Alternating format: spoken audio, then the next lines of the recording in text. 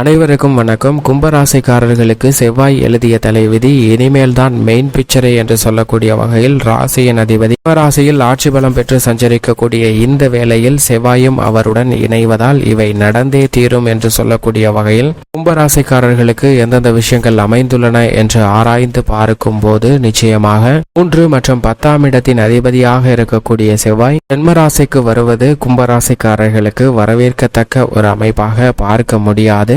அதே சமயம் சுக்கிரனுடன் இணைவதால் சுக்கிர மங்கள யோகம் கிடைப்பதால் நிச்சயமாக பல பாதிப்புகள் விலகக்கூடிய ஒரு தருணமாக பார்க்கப்படுகிறது. இது மட்டுமல்லாது செவ்வாயினுடைய பார்வை 4, 7, 8 ஆகிய இடங்கள்ல மிகவும் வலுவாக அதிகவதால் பல்வேறு வகையான மாற்றத்தை சந்திப்பதற்கான ஒரு சூழ்நிலையும் கும்பராசிக்காரர்களுக்கு உருவாகக்கூடிய தருணமாக பார்க்கப்படுகிறது.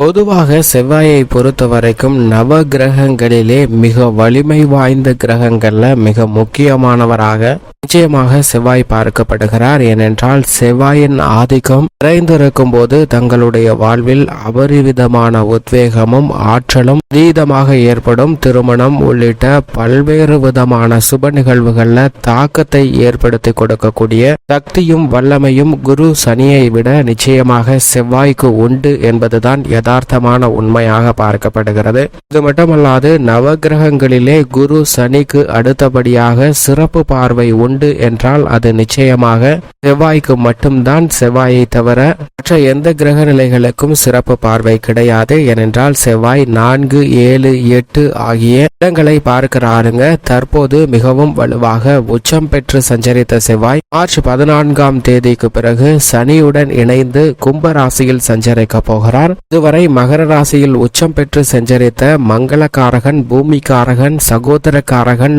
என்று சொல்லக்கூடிய செவ்வாய் இனி சனியுடன் இணைந்து சஞ்சரிக்க போகிறாருங்க. பொதுவாகவே சனி மற்றும் செவ்வாயின் பார்வை கிடைப்பது என்பதே பல வகையான சிரமத்தை ஏற்படுத்தும். ஆனால் இந்த தருணத்தில் இந்த 2 கிரக நிலைகளுமே இணைந்து சஞ்சரிப்பது நிச்சயமாக சாதகமான வரவேற்கத்தக்க ஒரு அமைப்பாக பார்க்க முடியாது. காரணம் சனி செவ்வாய் பார்வை ஏற்படும் போதே பல்வேறு வகையான பாதிப்புகளை சந்திப்பதற்கான ஒரு சூழ்நிலை உருவாகும். இந்த 2 கிரக நிலைகளும் வலுவாக இணைந்து கும்பராசியில் அதுவும் ஆட்சி பலம் பெற்று சனியுடன் சஞ்சரிப்பது என்பது நிச்சயமாக கவனமும் விழிப்புணர்வும் மிக முக்கியமாக தேவை என்பதை தெளிவாக உறுதிப்படுத்துகிறாருங்க. சனியின் பார்வையில் செவ்வாய் வலுவான பகை கிரகமாக பார்க்கப்படுகிறார். ஆனால் செவ்வாயின் பார்வையில் சனி சமகிரகமாக தான் பார்க்கப்படுகிறார். ஏனென்றால் சனியின் மற்றொரு ஆட்சி வீடான மகர ராசி தான் செவ்வாய்க்கு உச்ச வீடாக பார்க்கப்படுகிறது. எனவே இந்த தருணத்தில் மங்களகாரகன் சனியுடன் இணையும் போது சற்று வலுவிழப்பதற்கான சாத்தியக்கூறுகள் உண்டு. ஆனால் பல அதிரடியான மாற்றங்களை நிச்சயமாக ஏற்படுத்தி கொடுப்பதற்கான வாய்ப்பு உண்டு என்பதில் சந்தேகமே இல்லை. என்றால் செவ்வாயின் ஆதிக்கத்தில் பிறந்தவர்கள் பொதுவாக ஒரு செயலை செய்ய வேண்டும் என்றால் துடிப்புடனும் அதிரடியாகவும் தடாலடியாகவும் செய்து முடிக்கக்கூடிய அளவிற்கு ஆற்றல் வீரம் மிக்கவர்களாக பார்க்கப்படுகின்றன. எனவேதான் செவ்வாயின் ஆதிக்கம் பிறந்தவர்களாக இருந்தால் நிச்சயமாக செவ்வாயின் ஆதிக்கத்தில் பிறந்தவர்களோடு இணைவதுதான் மிக வலுவான ஒரு ஐதீகமாக திருமணம் உட்பட பல்வேறு விதங்கள்ல பார்க்கப்படுகிறது. செவ்வாய் தோஷம் நிறைந்திருந்தால் அவர்களுக்கு திருமண பொருத்தமாக செவ்வாய் தோஷம் உள்ளவர்கள் தான் பார்க்கப்படுவார்கள். இல்லை என்றால் அவர்களுடைய வேகத்திற்கு மற்றவர்கள் ஈடு இணை கொடுக்க முடியாத அளவிற்கு சிரமத்தை சந்திக்க வேண்டிய ஒரு சூழ்நிலை ஏற்படுகிறது. இதன் காரணமாக தான் மங்களகாரகனுடைய அமைப்பு சாதகமாக இருந்தால் மட்டும்தான் திருமணம் உள்ளிட்ட பல்வேறு விதமான சுப நிகழ்வுகளையும் செய்யக்கூடிய ஒரு சூழ்நிலை ஏற்படுகிறது. அது மட்டுமல்லாது பூமிகாரகன் என்றும் அழைக்கப்படுகிறாருங்க. விவசாயத்துறையை தனது கட்டுப்பாட்டில் முழுமையாக வைத்துக் கொண்டவராக பார்க்கக்கூடியவர் நிச்சயமாக செவ்வாய். செவ்வாயின் ஆதிக்கம் உத்தியோகம், தொழில், குடும்பம் என அனைத்திலும் பல்வேறு விதமான தாக்கத்தை ஏற்படுத்தினாலும் அதீதமாக தன்னுடைய வலுவாற்றலை ஏற்படுத்தி கொடுக்கக்கூடிய துறை என்றால் அது நிச்சயமாக பூமி சம்பந்தப்பட்ட பணிகள் எதுவாக இருந்தாலும் அதில் தன்னுடைய ஆதிக்கத்தை செலுத்துகிறார். எனவேதான் விவசாயத்துறையின் நாயகனாகவும் பார்க்கப்படுகிறார். சனியுடன் சேர்ந்திருக்கக்கூடிய இந்த தருணத்தில் விவசாயம் சார்ந்த பணிகளில் சற்று கடினமான ஒரு சூழ்நிலை உருவாகலாம். கவனமும் விழிப்புணர்வும் மிகவும் முக்கியமாக தேவைப்படுகிறது என்பதை தெளிவாக உறுதிப்படுத்துகிறார். ஆனால் செவ்வாய் அதீத பலத்துடனும் உத்வேகத்துடனும் செய்யக்கூடிய ஆற்றலை கொடுக்கக்கூடியவராக பார்க்கப்படுகிறார். இயற்கையிலே ஒரு பாவ கிரகமாக பார்க்கக்கூடிய செவ்வாய் மற்றொரு பாவ கிரகமாக இருக்கக்கூடிய சனியுடன் இணைவதால் அதிரடியான மாற்றங்களை நிச்சயமாக சந்திப்பதற்கான வாய்ப்பு உண்டு. அதே சமயம் இந்த தருணத்தில் மிகவும் வலுவாக செவ்வாய் 3, 6, 11 ஆகிய இடங்களில் சஞ்சரிக்கும் போது அபரிவிதமான வளர்ச்சியும் முன்னேற்றத்தையும் அள்ளி கொடுப்பார். ஆனால் அதே சமயம் அஷ்டமத்திலோ அல்லது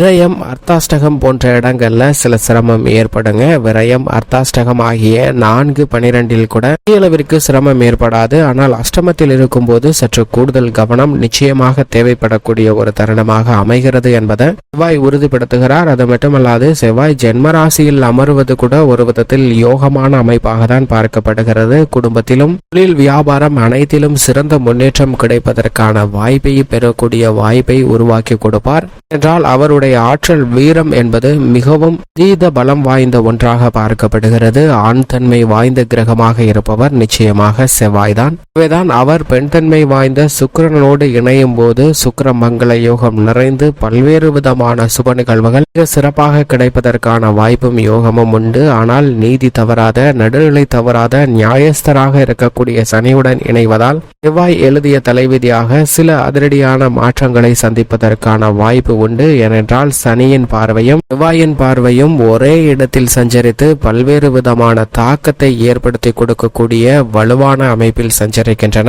இதுதான் அதற்கு மிக முக்கியமான காரணமாக பார்க்கப்படுகிறது. செவ்வாயின் ஆதிக்கம் நிறைந்திருக்கும் போது காவல்துறை, இராணுவம், மருத்துவத்துறை என அனைத்திலும் தலை சிறந்து விளங்குவதற்கான யோகமும் இந்த தருணத்தில் அதற்கான வாய்ப்புகள் நிறைந்து கிடைக்கக்கூடிய யோகம் உருவாகிறது. இதிலும் ரியல் எஸ்டேட் துறை உட்பட பல்வேறு துறைகள்ல அசூர வளர்ச்சி பெறுவதற்கான யோகத்தை பூமிக்காரகன் நிச்சயமாக சனியுடன் இணைந்தாலும் ஏற்படுத்தி கொடுப்பார் என்பதில் சந்தேகமே இல்லை. செவ்வாய்க்கு நட்பு கிரகமாக குரு, சூரியன், சந்திரன் போன்ற கிரகநிலைகளும் சமகிரகமாக சனி, சுக்கிரன், புதன் போன்ற கிரகநிலைகளும் உள்ளன. கை கிரகமாக ராகு, கேது பார்க்கப்படுகிறது. இந்த தருணத்தில் சமபலம் வாய்ந்த சனியுடன் செவ்வாய் இணைந்தாலும் கூட செவ்வாயை சனி கை கிரகமாக தான் பார்க்கிறார். எனவே அதிரடியான மாற்றங்களாக செவ்வாய் எழுதிய தலைவிதியாக அமைவதற்கான வாய்ப்பு உருவாகிறது. இப்படி செவ்வாயின் அமைப்பு இருக்க பல்வேறு விதமான பணிகள்ல எப்பேற்பட்ட தாக்கத்தை ஏற்படுத்துகிறார் என்று பார்க்கும்போது செவ்வாயினுடைய சுப பார்வை சுகஸ்தானமாகிய 4ஆம் இடத்தில் பதிவதால் நிச்சயமாக கும்பராசிக்காரர்களுக்கு ஜென்ம சனி,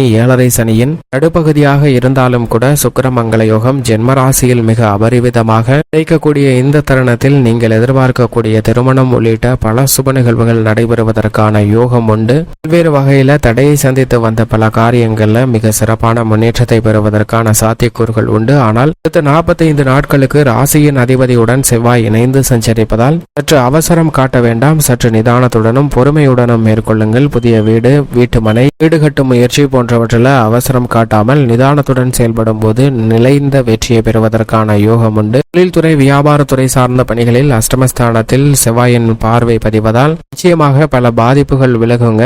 செவ்வாயின் பார்வை மட்டுமல்ல, சனியின் பார்வையும் பல்வேறு விதமான மாற்றத்தை ஏற்படுத்தி கொடுக்கின்றன. எனவே இந்த தருணத்தில் கும்பராசிக்காரர்கள் உத்தியோகம், தொழில் ரீதியான பணிகள்ல சிறு கவன சிதறல் கூட மிகைப்படுத்தி காட்டப்படுவதற்கான வாய்ப்பு உண்டு. கவனமும் விழிப்புணர்வுடனும் செயல்பட்டால் அவற்றை நிச்சயமாக தவிர்த்து நல்ல முன்னேற்றம் பெற முடியும். எந்த ஒரு காரியமாக இருந்தாலும் பெரிய அளவில் முதலீடு செய்வதை இந்த தருணத்தில் தவிர்க்க வேண்டிய ஒரு தருணமாக கும்பராசிக்காரர்களுக்கு நிச்சயமாக பார்க்கப்படுகிறது. கும்பராசிக்கார பெண்மணிகளை பொறுத்த வரைக்கும் குரு மிக வலுவாக 3லும், ஜென்மராசியில் சுக்கிரன் இருப்பதும் சற்று சாதகமற்ற அமைப்பாக தான் பார்க்கப்படுகிறது. இந்த தருணத்தில் சனி மற்றும் செவ்வாயின் அமைப்பும் வெகுவாக சாதகமற்ற ஒரு அமைப்பாக இருப்பதால் நிச்சயமாக கும்பராசிக்கார பெண்மணிகள் அனைத்திலும் எச்சரிக்கையுடன் செயல்படுவது நல்ல பலனை பெற்றுத்தரும். மாணவர்களின் கல்வியில் பணி சுமை, பாட சுமை என்பது அதிகரித்தாலும் கூட பெரிய அளவிற்கு பாதிப்பு இல்லை. மாணவர்களின் எதிர்பார்ப்பு நிச்சயமாக பூர்த்தியாகும். கலைஞர்களுக்கு நல்ல வாய்ப்பு கிடைக்கும். ஆனால் மிக கடினமான ஒரு காலகட்டமாக தான் பார்க்கப்படுகிறது. கடன் சார்ந்த தொல்லைகளில் மாட்டிக்கொள்வதற்கான ஒரு சூழ்நிலை உண்டு. எனவே கடன் சார்ந்த விஷயங்கள்ல மட்டும் அதீத விழிப்புணர்வுடன் செயல்பட்டால் பல சிரமங்களை தவிர்ப்பதற்கான வாய்ப்பு நிச்சயமாக கும்பராசிக்காரர்களுக்கு கிடைக்கிறது. பொது வாழ்வில் இருப்பவர்களை பொறுத்தவரைக்கும் எதை செய்தாலும் அதீத கவனத்துடனும் விழிப்புணர்வுடன் செயல்பட வேண்டும். ஏனென்றால் அரசியலுக்கு சம்பந்தப்பட்ட பல கிரகநிலைகளின் அமைப்பு சாதகமாக சாதகமற்ற ஒரு அமைப்பில் தான் இருக்கிறது. செவ்வாயும் அதனுடன் இணைவதால் விழிப்புணர்வுடன் செயல்பட வேண்டிய ஒரு தருணமாக தான் பார்க்கப்படுகிறது.